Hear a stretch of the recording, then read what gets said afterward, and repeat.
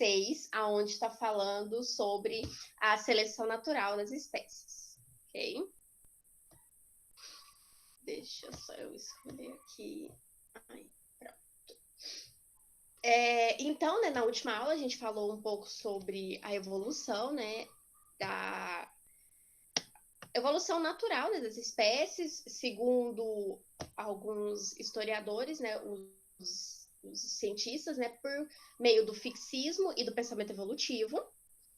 E aí a gente viu os cientistas, né, que ajudaram nessa descoberta, né, que foi esse que a gente já tinha visto, a atmosfera primitiva, que foi o Conde de Buffon, que iniciou o pensamento evolutivo, mas foi desenvolvido após as hipóteses de Lamarck e de Charles Darwin, né?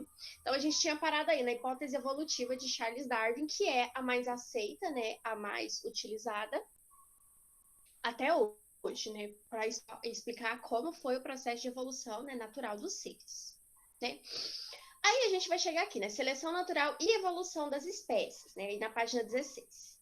Então, o que acontece? Aqui nessa página está falando basicamente de as mudanças que tiveram no planeta durante os anos, né, que foi um dos marcos para o desenvolvimento da evolução como nós conhecemos hoje, né?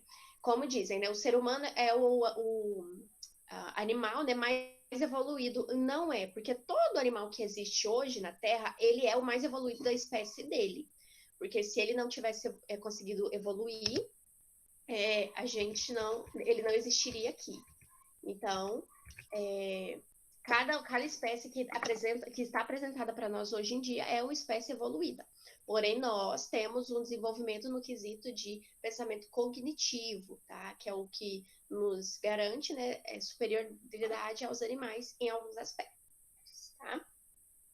Então, né, com o livro A Origem das Espécies, que foi publicado por Darwin, mas lembrando, gente, os estudos de Darwin, eles foram ter representatividade anos depois da morte dele. Quando ele lançou, né, A Origem das Espécies, a teoria evolutiva de que o homem tinha vindo, né, de um ancestral comum, ninguém acreditou muito nele.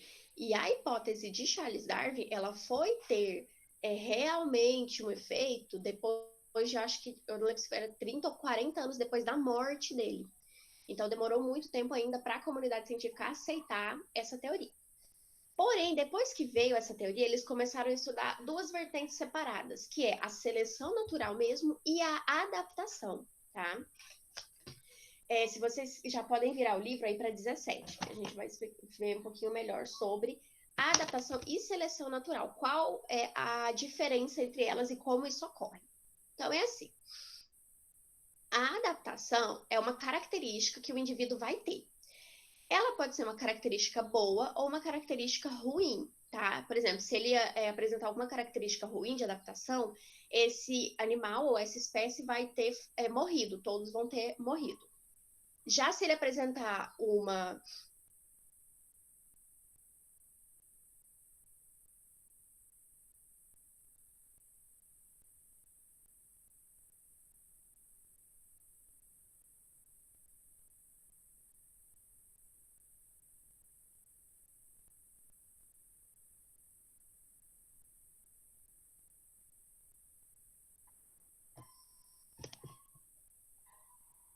menino que me deu trabalho.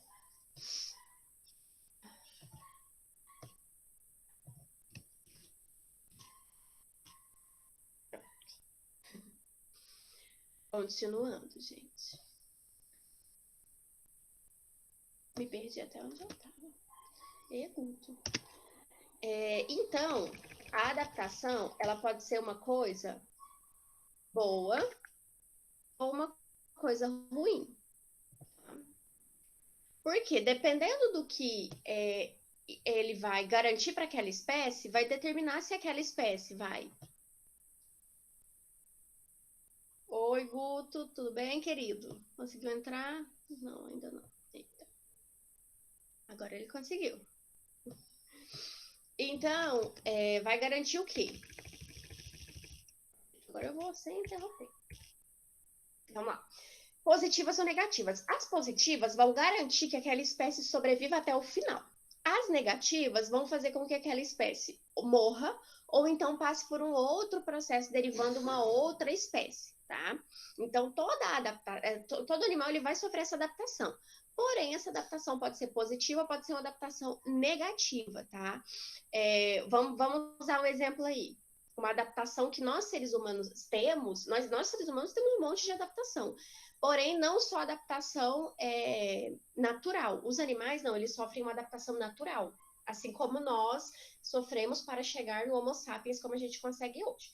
Porém, a nossa espécie, ela continua evoluindo, porque nós temos adaptações humanas, artificiais. Por exemplo, eu tenho um problema de vista, eu vou usar um óculos.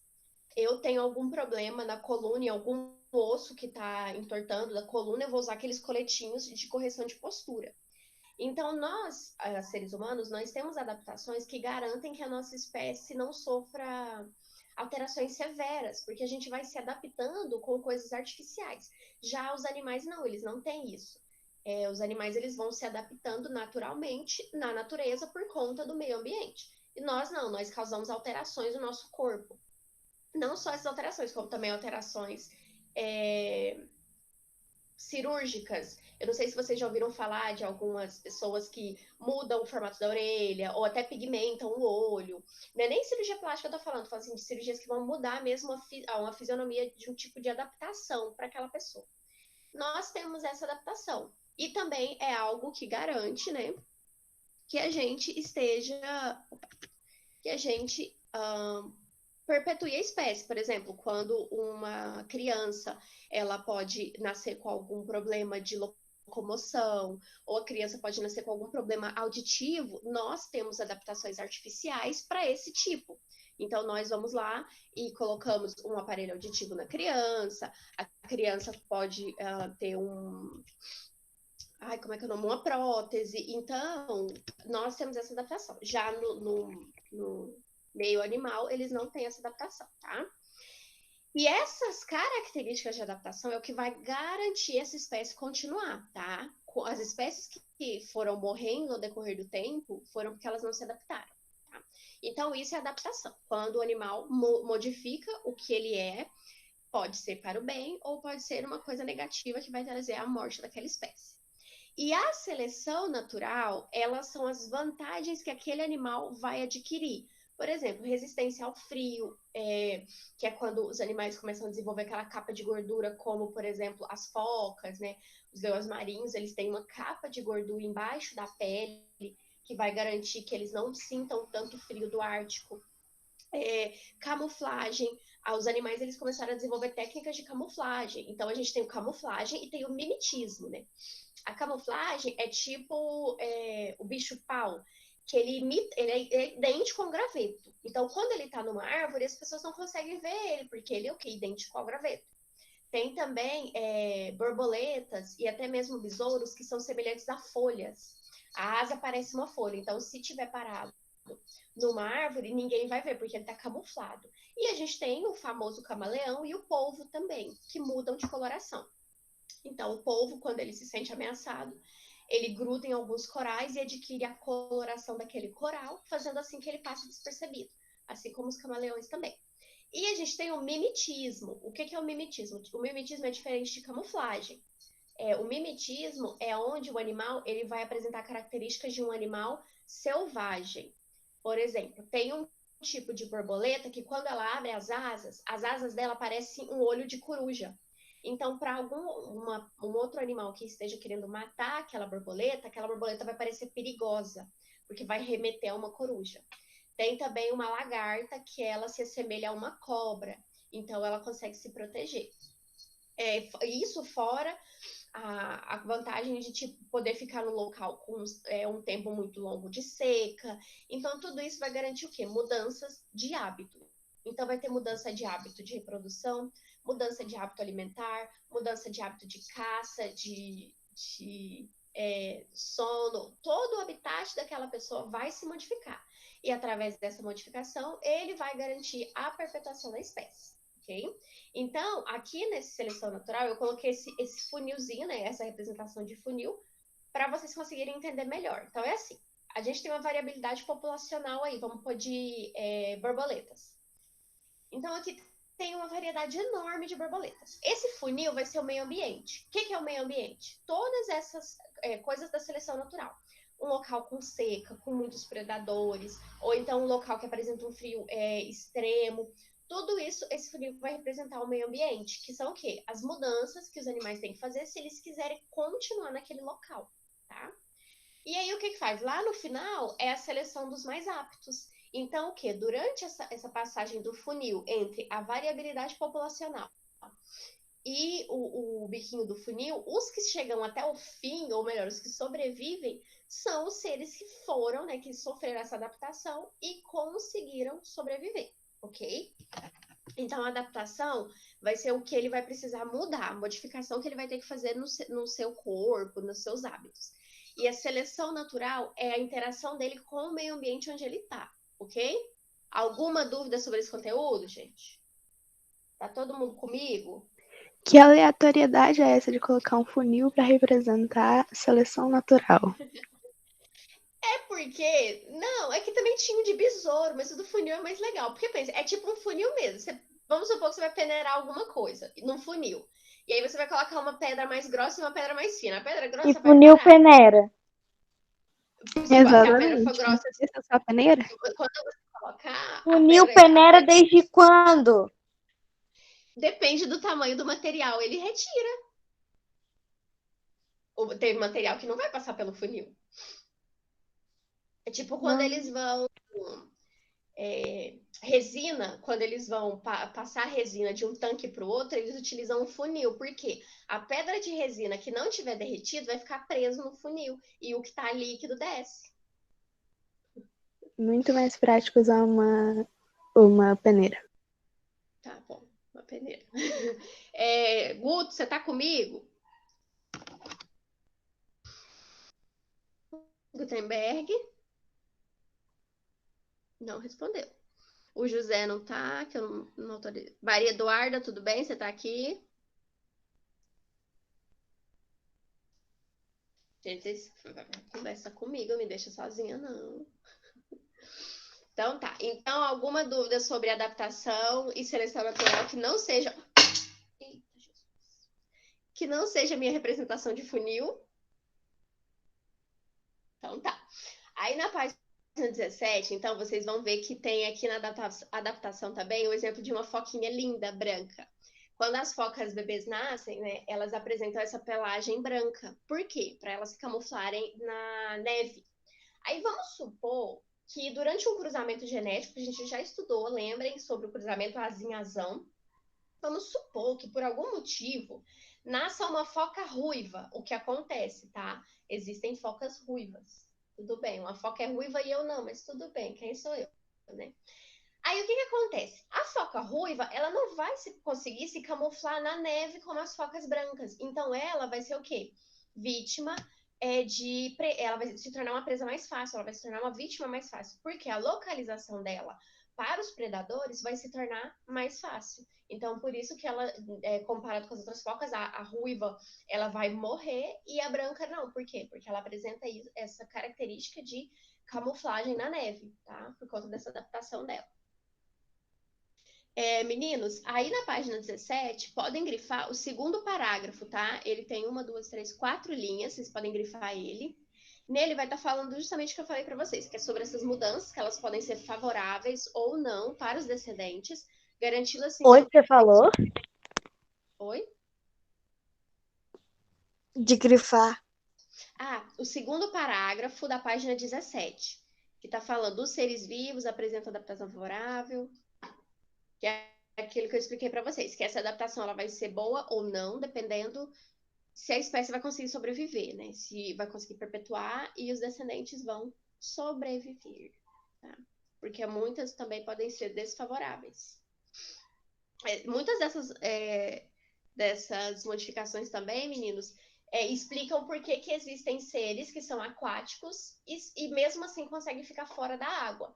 Eles utilizam a água para muitas coisas, como reprodução, né, controle de temperatura corporal, mas eles não precisam ficar na água o tempo todo. E isso foi tudo processos evolutivos, tá? Igual eu falei, lembrando aqui, como eu disse, o primeiro ser vivo, ele derivou de uma bactéria aquática, né? E aí foi indo até chegar nos seres que a gente conhece hoje em dia. Seleção natural também eu falei para vocês, né?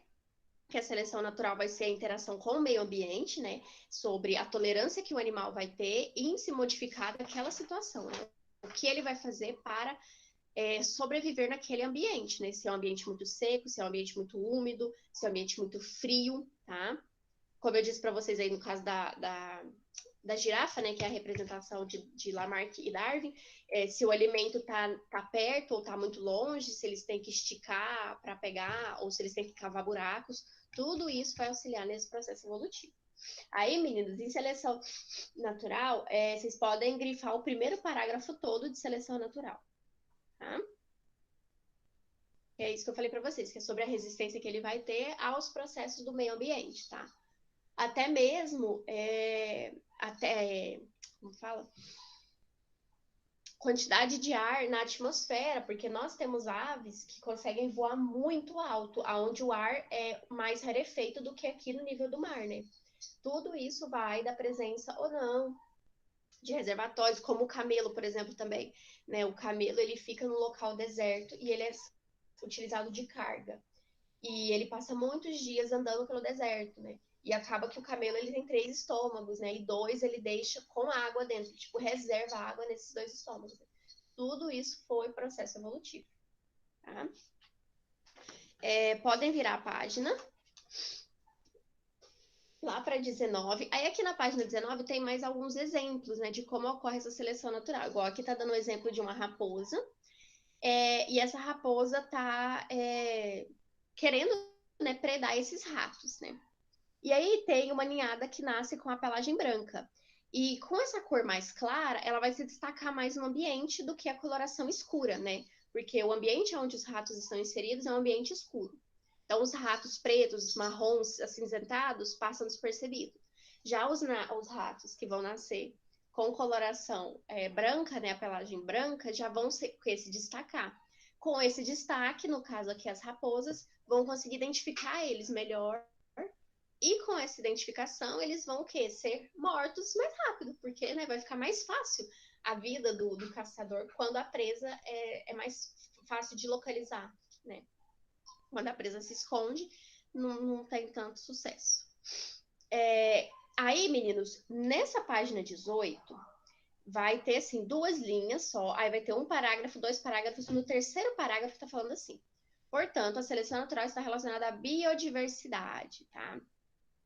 Lembrando que biodiversidade é a interação dos fatores bióticos e dos fatores abióticos, né? Então, o fator que tem vida com os fatores que não têm vida, como chuva, né, trovão, seca, vento, pedra, terra, né, avatar quase. E os seres que têm vida, né, como até mesmo a vegetação e os outros animais que neles estão inseridos. Então, a seleção natural ela vai depender dessa biodiversidade. Quanto mais rico um local for em biodiversidade, melhor vai ser a adaptação dos animais naquele local. Vou dar um exemplo comum, que é a Amazônia. A Amazônia ela é um bioma riquíssimo em biodiversidade, né? Ela tem o clima próprio, ela cria o seu habitat próprio, por isso que na Amazônia estão inseridos diversos tipos de animais. A maioria insetos, né? Triste, porque eu não gosto muito de inseto, mas tudo bem, né? E sou eu. Mas, assim, muita biodiversidade. E, nesse caso, a adaptação dos animais ocorre de uma forma boa, porque a seleção natural, que no caso é o ambiente, apresenta várias formas de vida lá. Apresentam várias formas com que eles consigam viver e ter alimento naquele local. Já um exemplo na savana, que é um bioma mais restrito, que é um bioma como não tem tanta mudança, não tem tanta assim, a presença de diversidade de animais, e a maioria dos animais são, a maioria não, mas os animais mais fortes são carnívoros, aí ele vai apresentar o que é uma seleção, né, mais afunilada, por conta do meio ambiente que ele está. Esse parágrafo que eu li para vocês, portanto, a seleção natural está relacionada à biodiversidade, atuando na seleção de características favoráveis, vocês podem grifar também, tá? aí aqui vai falar, né, como mudança dos ambientes, né, e que isso vai levar de uma geração para outra. Porque lembrando que essas modificações, elas vão ser passadas para a posterioridade, elas vão ser passadas para os descendentes, querendo o quê? Que esses descendentes sobrevivam. Então, para isso, tem que ser passado para os próximos, tá? E aqui, ó, tinha falado para vocês do bicho-pau aqui, ele, ó, na imagem do livro de Eu não sei vocês. como, mas. Foi. Pera. É que eu não tô achando, mas peraí. Página 18. Eu sei, eu Aí não vai tô ter assim, ó. achando. No início da página tem só 2 linhazinhas. Aí eu não contei elas. Aí você vai contar um parágrafo, 2 parágrafos, o terceiro. Começa assim. Todo? Portanto, a seleção natural, Todo ele? todo ele. Meninos, quando eu tava falando de camuflagem, eu tinha dado o exemplo do bicho-pau e aqui tem o desenho dele, tá vendo? Ele é muito semelhante a um galhozinho. Então, quando ele tá numa árvore, né, a gente não consegue diferenciar ele, porque ele é bem fininho e semelha muito a um galho. Então, ele passa despercebido aos seus predadores, né? Essa camuflagem dele. Muito legal. A camuflagem do polvo também é muito, muito bonita, gente. O polvo, ele muda e... Ai, é muito bonitinho. Eu acho lindo o polvo mudando de cor. Mais bonitinho que o camaleão. Meninos, então, continuando aí, a gente vai chegar em mutação e teoria sintética da evolução. Vocês podem passar a página 19 e ir para a página 20, tá? Aí, o que aqui vai falar? Aqui vai falar um pouco do estudo que Darwin fez, como eu falei para vocês. Aqui eu acho que até fala, ó, que o livro ele foi retomado em 1920, 40 anos depois da morte de Darwin, né? O estudo no livro. O que acontece? Quando Darwin publicou o livro dele, quando ele começou essas pesquisas, o conhecimento do DNA ainda não existia, tá? Então, na época de Charles Darwin, na época de Lamarck, quando eles estavam fazendo esses estudos, eles não conheciam o DNA como nós conhecemos, né? Que é uma fita dupla de proteína e que nelas tem os cromossomos, que os cromossomos, aqui nós temos 23 pares, nós temos os cromossomos homólogos, nós temos os gametas, eles não tinham esse conhecimento. Por isso que todo o estudo da evolução na época deles ficava um pouco incompleto, porque eles ainda não tinham chegado na parte da ciência que nós chegamos, né? Então, eles ainda não tinham conhecimento nenhum de DNA, síntese proteica, cromossomo, até mesmo nem a reprodução eles conseguiam explicar direito ao certo, né? Que no caso é o encontro do óvulo com o espermatozoide. Nem isso eles conseguiam explicar ao certo ainda. Tudo isso foi possível graças à tecnologia. Então, com o avanço tecnológico veio o avanço da ciência, tá? Eu acho até que foi eu lembro que teve um conteúdo desse nosso último livro, né, que falava sobre essa importância, né, da informática, né, da tecnologia no mundo da ciência, tá? Então foi por conta desse tipo de coisa. Se na época de Darwin a gente já tivesse os conhecimentos de DNA, eu acredito que o livro dele ainda conseguiria ser muito mais completo do que já é. O livro dele já é bem completo, mas seria muito mais completo, né, caso ele tivesse esse conhecimento que nós temos hoje em dia. Então, eles não sabiam disso, eles não sabiam que existia essa molécula de DNA, essa dupla fita, né, de proteínas, do conhecimento de célula, o que a célula forma, como que vem, eles não conseguiam, tá? Porém, começaram a ser feitos o quê? Estudos logo depois, né, aqui na década de 50, né, em 1950, ocorreu a descrição da estrutura da molécula do DNA. E a partir de 1950, quando eles começaram a estruturar essa molécula, a ciência avançou anos e anos, tá? E aí, o que acontece? Surgiu uma nova teoria, que é a teoria sintética da evolução ou neodarwinismo. Por que neodarwinismo? Eles pegaram o estudo de Darwin e utilizaram o conhecimento que eles tinham adquirido sobre o DNA e juntaram esses dois. Então, virou o estudo neodarwinismo, tá? Ou a teoria sintética da evolução. Mas é mais fácil o neodarwinismo, que lembra que ele foi a teoria da evolução. E aí, o que o neodarwinismo comprovou, né, através desses estudos? Que o material genético é que condiciona a transmissão das características. Porque, assim, como eu disse para vocês, né, os animais vão ter uma adaptação e essa adaptação vai garantir que eles sobrevivam e vai ser passada para os seus descendentes para que os descendentes sobrevivam. Só que essa parte de passar era o que os estudos de Darwin e Lamarck não entendiam, porque eles não entendiam que nós somos metade do DNA da nossa mãe e metade do DNA do nosso pai. E aí, já com o neodarwinismo, eles entenderam isso, né? Que o nosso DNA é a junção dos cromossomos, né, dos nossos pais. Então, foi comprovado o quê? Que o material genético ele vai transmitir essas características, né, para gerações. Por isso que uma vez ou outra vai nascer uma espécie, ou uma espécie não, vai nascer um indivíduo que não apresente essa evolução, ou então que apresente uma evolução ruim, tá? O que para nós seria uma síndrome, né? Quando eles apresentam alguma síndrome que é diferente do Homo sapiens que a gente conhece, no caso deles, eles foram entender que isso garante através da transmissão de características, porque no mundo animal, quando um filhote, quando uma prole, ela nascia com algum problema, com alguma síndrome, automaticamente ele era considerado ruim para a espécie, para perpetuar. Então, a mãe tinha um hábito de matá-lo. Então, no caso das mães aves, né, das aves, quando o filho saía do eclodia do ovo e elas viam que ele tinha algum problema, elas jogavam ele para fora do ninho. E no caso de algumas mães mamíferos, elas comiam eles. Então, eles não entendiam por que isso acontecia. E aí, no neodarwinismo, eles foram entender que tudo é condicionado pela genética. Por isso que a gente fala que Darwin ele é o pai da genética, porque os estudos de genética vieram com ele e com a teoria da evolução. Tá? E aí, formando essas características que vão ser vantajosas. Super saudável a mãe comer o filho. Acontece, gente, é super comum, principalmente até em cachorros, quando o animalzinho nasce com a perna atrofiada ou com o olho, sabe, algum problema, aí ela vai lá e come ele. Eu já achava comer placenta esquisita, agora comer o próprio filho. Foi triste, é porque elas veem ele que ele não vai servir, porque os animais, diferente de nós humanos, os animais, eles só se reproduzem, eles só acasalam para reprodução. Só para reprodução.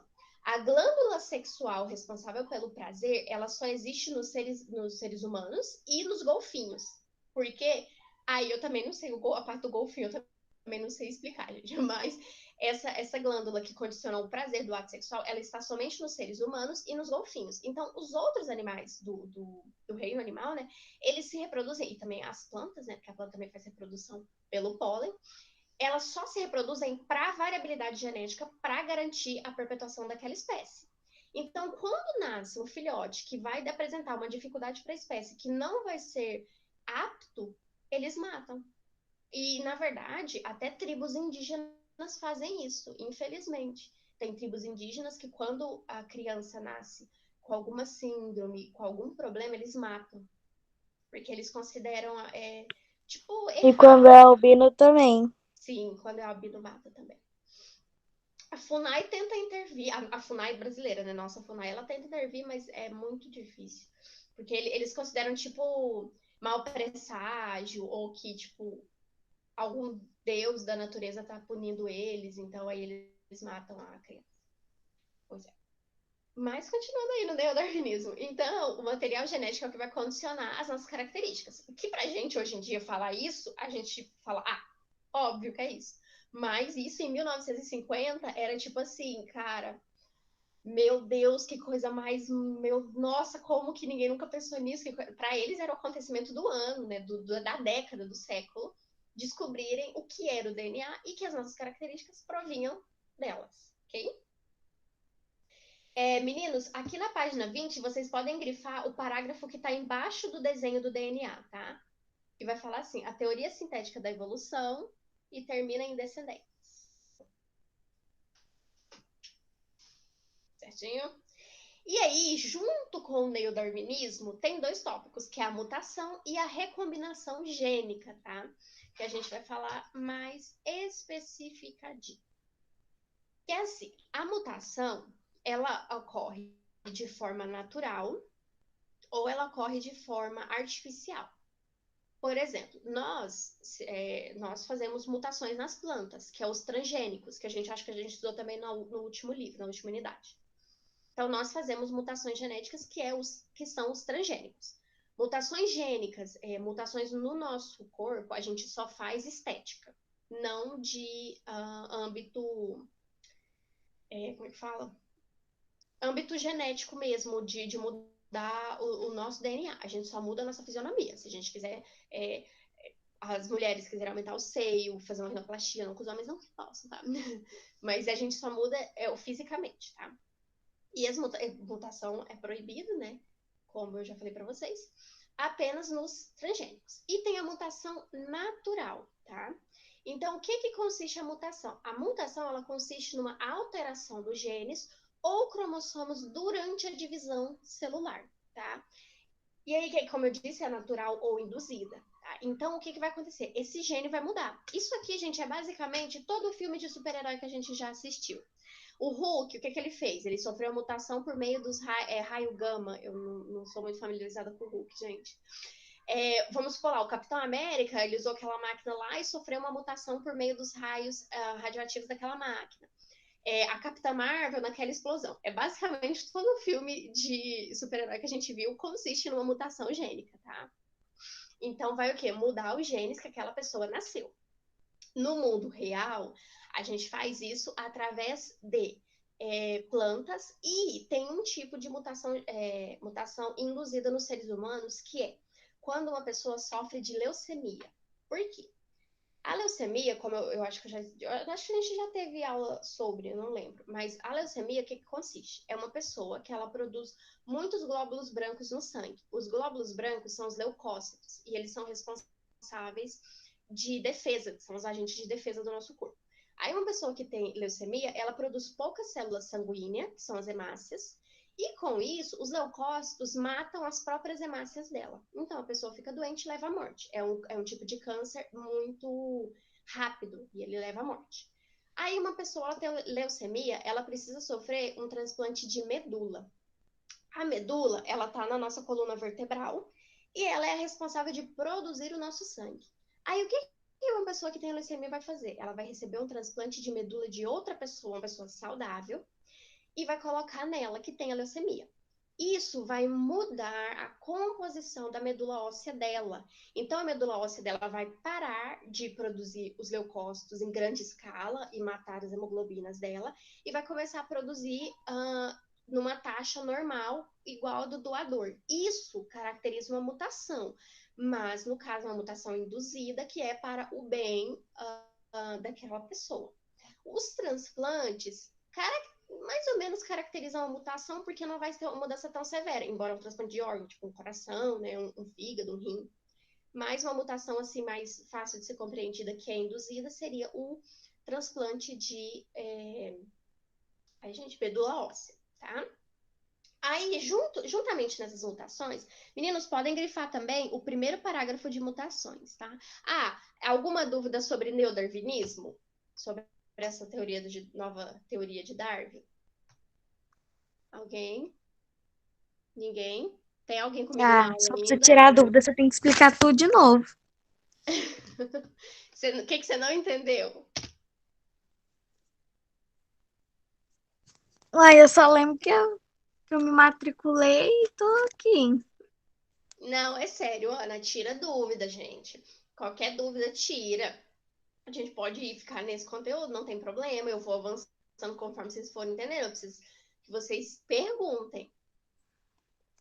Você fez slide, não fez? Fiz.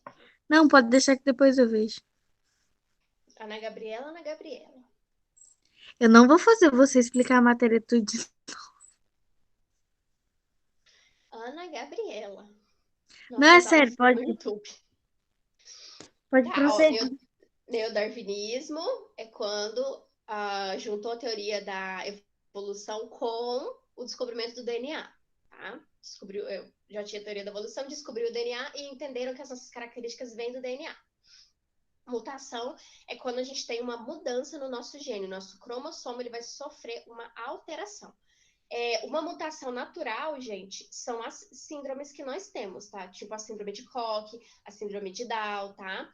Até mesmo uma síndrome que vai caracterizar Ai, como é que é o nome daquela doença? Que é só de homem, gente? Quer dizer, não é só de homem, as mulheres também têm, mas a maioria dos homens. Daltonismo, tá? Meu Deus. Porque é Ai, uma diferenciação. Meu Deus, tem alguém machucando. Tá tudo bem aí, gente? Então, a gente tem essas mutações natural, tá? Que são as mutações que vão acontecer automaticamente no DNA. Tipo, o albinismo, o nanismo, tudo isso são mutações naturais do cromossomo, tá? Quando a pessoa nasce anã, quando a pessoa nasce albina, quando a pessoa nasce com síndrome de Down, síndrome de Koch, tudo isso é de uma mutação natural. Aí tem o efeito positivo e tem o efeito negativo das mutações, como eu disse. Uma mutação para os animais que deixam ele mais rápido, mais flexível, é ótima. Agora, uma mutação que vai deixar aquele animal com alguma parte do corpo que ele não precisa, é uma mutação desnecessária, tá? Grifem o primeiro parágrafo de mutação, tá? Que aí vai falar, eu tava falando dos super-heróis, aqui tá falando, ó. Os fatores externos, como os raios ultravioleta, tá? Os raios ultravioleta são os raios que são emitidos do Sol para o nosso planeta. Graças à camada de ozônio, a gente fica protegido deles, tá? Eles não interferem tanto em nós, como lembra da atmosfera primitiva, que tinham diretamente os raios, né, ultravioleta, que impedia acúmulo de oxigênio, que impediu que as espécies sobrevivessem. E aí, depois da criação da camada de ozônio, que começaram a surgir espécies, tá? E aí, como eu disse, né, vai ter efeito positivo ou negativo, como tudo na nossa vida, gente. Tudo na nossa vida vai ter um lado positivo e um lado negativo, tá? Porém, tem algumas diferenciações nessas mutações, tá? Que são o quê? Diferenciação entre a divisão celular. As mutações, elas sempre vão ocorrer durante divisões celulares. Porém, vão ter mutações que vão ser permanentes em todas as gerações e tem mutações que vão ser só naquele indivíduo, tá? Tudo vai depender do momento onde ocorre. Então, por exemplo, a primeira mutação que a gente tem é pela mitose, tá? A mitose, quando tiver alguma mutação na divisão celular, no processo da mitose, ela não vai ser passada para os descendentes, tá? Não vai ser passada. Uma mutação, gente, que nós podemos caracterizar como normal, que acontece durante a mitose, pode ser até uma cicatrização. Por exemplo, eu tenho um machucado na mão, eu caí de moto, aí eu ralei a minha mão. Aí o meu tecido ele foi todo refeito, né? Minha célula foi se dividindo e foi, graças a Deus, né, refazendo aqui o meu tecido. Só que eu fiquei com uma cicatriz na mão. Por quê? Porque quando minhas células foram regenerar essa parte, ela ficou machucada. Durante o processo da mitose, isso aqui aconteceu, essa mutação aconteceu. Eu não nasci com a mão desse jeito, só que a minha mão ficou assim porque eu caí de moto.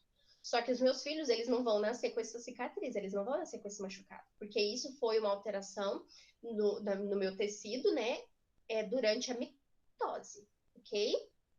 Isso aqui vai caracterizar a mudança para o descendente ou não. Durante a mitose, não. É renovação celular, também a célula está renovando. O que quer que aconteça com ela vai ficar só em mim. O meu filho não vai sofrer essa alteração, tá? Já na meiose, os descendentes recebem, tá? Deixa eu pôr vocês para grifar antes que eu me perca aqui. Ó, aqui no parágrafo embaixo da imagenzinha tem uma divisão celular aqui, né? O material genético duplicado e a célula se dividindo em duas. Então, aqui a célula está se dividindo, fazendo divisão celular. Essa divisão celular vai derivar um tecido, um órgão, né? Uma coisa. Aí, gente, embaixo vocês podem grifar todo esse parágrafo embaixo da imagem, que está falando justamente sobre essas mutações que acontecem durante a mitose, e elas não transmitem para os descendentes, tá?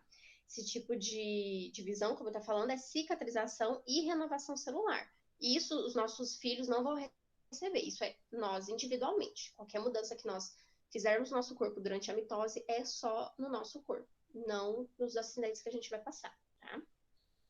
professora, e Oi. tipo uma pinta? Se a mãe quer uma pinta, tem como o filho ter também? Porque tem uma pinta da minha mãe que eu tenho igualzinha, no mesmo Sim, lugar. sim, pode acontecer.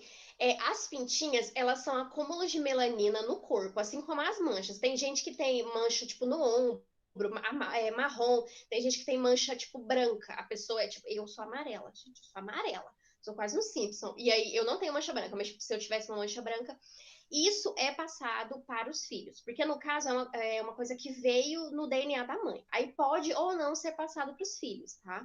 Tem filhos que nascem com a pinta exatamente igual no mesmo local que da mãe, a mancha, tem gente que aparece com a mancha igual. Tem filhos que não vão aparecer. É o que eu falei, é uma E, gravidez genética. assim, te cortando rápido. E o meu, que na verdade é vitiligo. E não apareceu quando eu nasci, mas sim, tipo, 2 anos atrás. Tem alguém na sua família que tem? Uma prima, de O que que segundo acontece? grau. O vitiligo, ele é uma... é tipo uma mutaçãozinha genética que vai ser passada. Quer dizer que o quê? Algum ancestral na sua família teve vitiligo. Aí, o gene do vitiligo, ele ficou encoberto nos DNAs dos...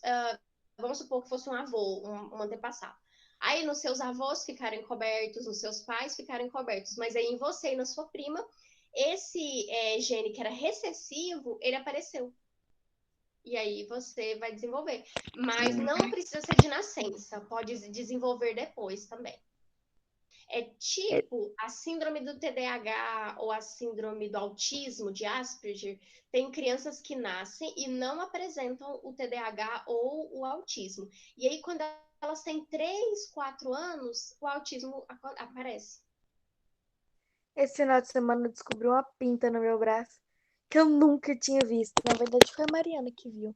Não, Ana Gabriela, aí é complicado, né? Porque você já Não, tem é o quê? sério, eu nunca 14 anos com tinha esse visto. mesmo braço. Na hora que ela olhou e falou assim, nossa, olha essa pintinha que eu falei, mentira que eu tenho isso. Mas tem a gente, nós somos, a nossa coloração é devido da melanina. Tem pessoas que elas se mancham com o sol, que é aquela mancha vermelha, quando a pessoa é muito branca, né, ela fica avermelhada. E tem pessoas que criam manchas fixas na pele mesmo. Tipo, a minha mãe e a minha avó, se pegar. A minha avó, ela ficava muito tempo no sol. A minha avó tinha os braços tudo pintado. Gente, parecia a galinha pintadinha, era toda manchadinha, a minha avó. E a minha mãe tá ficando igual a minha avó também. Minha mãe, quando ela vai pro sol, ela já tem um monte de mancha no braço por conta do sol. Eu acho que eu também vou. Porque quando eu fico no sol, meu rosto, eu tenho uma mancha marrom aqui perto da boca que não aparece. Mas quando eu pego o sol, ela aparece. Então eu acredito que eu vou ter. Tudo isso é condicionado justamente pela variação genética que nós temos na família. Tá? Tem até esse da mancha que a Júlia falou, é legal. Tem até, eu acho que eu vi essas coisas do Instagram, sabe, que a gente passa. Eu acho que era uma mãe que ela tinha um desenho que parecia tipo um mapa nas costas e o filho dela nasceu com a mancha idêntica também. Isso também vai passando de mãe para filha, tá? Onde que eu tava, gente? Me perdi. Meiose, tá. Então, vocês grifaram aí, né, o parágrafo embaixo do desenho das células, vocês podem grifar ele todo, que vai estar falando sobre o processo de mitose. Então, na mitose, não transmite para os filhos, tá? Vai ficar só em você essa mutação. Já na meiose, sim, na meiose é transmitido pelos filhos, porque vai alterar no núcleo celular. Alterando no núcleo celular, quando a mãe liberar o óvulo e o pai liberar o espermatozoide, eles se encontrarem, aquela mutação vai estar lá dentro do núcleo da célula. Então, é por isso que os filhos vão receber essa mutação, tá? Seja uma diabetes, uma hepatite, isso é as negativas, né? Ou seja, uma coisa positiva, por exemplo, um pai que isso também interfere, tá? Um pai que tem uma vista muito boa, que nunca teve problema óptico. Isso vai ser passado para os descendentes dele, tá? Ou até mesmo características como cantar, tá? A afinação das cordas vocais, elas também são passadas aos seus descendentes, tá? Por isso que tem famílias inteiras que cantam, né? E tem famílias inteiras como a minha que não pode nem cantar parabéns, que misericórdia. Então, meninos, aqui é onde fala sobre a meiose, vocês também podem grifar, mas não precisa grifar tudo. É o parágrafo embaixo desse que vocês acabaram de grifar, vocês podem grifar só as primeiras 3 linhas, tá? Que vai estar falando, já as mutações que ocorrem por meio da meiose são transmitidas para os descendentes, porque esse tipo de divisão celular é responsável pela formação dos gametas. Aquilo que eu falei, modificou o núcleo da célula, quando a mulher for liberar os ovócitos e o homem for liberar o espermatozoide, essa mutação vai estar no núcleo. Se está no núcleo, está nas células que eles vão passar, ok? E aí, essas características vão ser passadas para o novo indivíduo, né, que veio a partir da reprodução, E com isso, aquela como é que fala? Espécie toda vai modificar, tá? Essa mutação vai gerar uma espécie nova com uma nova característica boa ou ruim, que é triste também, tá? E aí é nessas diferenciações que vai ocorrer também a seleção natural, né? Um ser que é apto e um ser que não é apto. Infelizmente, isso também ocorre nos seres humanos, né? Tem algumas síndromes que os seres humanos são. Não só os seres humanos, tá, gente? Porque síndrome de Down, por exemplo, vou dar o exemplo da síndrome de Down, também ocorre em animais, tá? Infelizmente, esses indivíduos que sofrem alguma mutação desse tipo, eles tendem a não viver tanto. Por exemplo, é muito raro você ver um anão, né, uma pessoa que sofre de nanismo idoso, ou você vê uma pessoa que sofre, né, de síndrome de Down idosa, porque infelizmente por ela ter essa mutação do seu gene,